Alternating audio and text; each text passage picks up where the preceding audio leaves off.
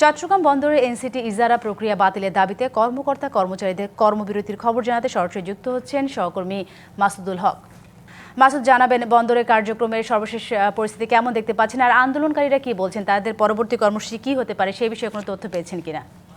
আপনি ইতিমধ্যে জেনেছেন যে চট্টগ্রাম বন্দরে আজকে সকাল থেকে যে কর্মসূচি চলছে, যেটি শেষ হবে বিকাল 4টা পর্যন্ত।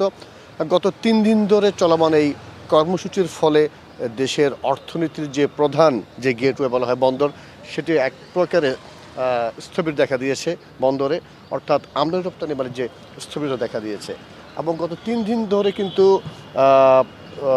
সকাল 8টা থেকে বিকাল 4টা পর্যন্ত কোনো ধরনের পণ্য খালাস হচ্ছে না। এবং বিশেষ করে এর ফলে কিন্তু সবচেয়ে বেশি দুর্ভোগে পড়েছেন বিশেষ করে উৎপাদনমুখী যাদের শিল্প রয়েছে, অর্থাৎ বন্দর থেকে সঠিক সময়ে ঠিক সময়ে কিন্তু বিভিন্ন পণ্য বিভিন্ন কাঁচামাল এইসব কারখানায় না যাওয়ায় না পৌঁছানোর ফলে তাদের উৎপাদন কিন্তু ব্যাহত হচ্ছে দেশে।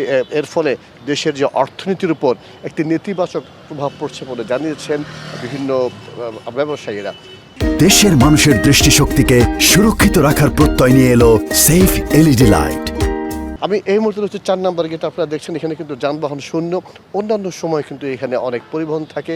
আজকে সকাল থেকে বন্দরের অভ্যন্তর থেকে কোনো ধরনের পণ্যবাহী কোনো ট্রাক বা লরি বের হয়নি। একই সাথে বাহির থেকে কোনো পণ্যবাহী কোনো গাড়ি বা কোনো খালি গাড়ি বন্দরের ভেতরে প্রবেশ করেনি। তবে একটু আগে যারা আন্দোলনকারী তারা আমাদেরকে জানিয়েছেন তাদের এই কর্মসূচি অব্যাহত থাকবে। এবং যারা বন্দর ব্যবহারকারী, যারা আমদানি রপ্তানিকারী, তারা যদি বলছেন এই ধরনের যদি কর্মসূচি অব্যাহত থাকে, সেই ক্ষেত্রে চট্টগ্রাম বন্দরে কন্টেনার জট, জাহাজ জটের একটি আশঙ্কা রয়েছে। ইতিমধ্যেই আপনারা জেনেছেন চট্টগ্রাম বন্দরে জাহাজ সংকট রয়েছে এবং আপনার বহির্নিগত অসংখ্য জাহাজ রয়েছে। ফলে এই যে দুর্ভোগ মানুষের, একই সাথে বিশেষ করে আমদানি রপ্তানি যে স্থবিরতা, এটি কিন্তু দেশের জন্য আসলে সুখবর নয়।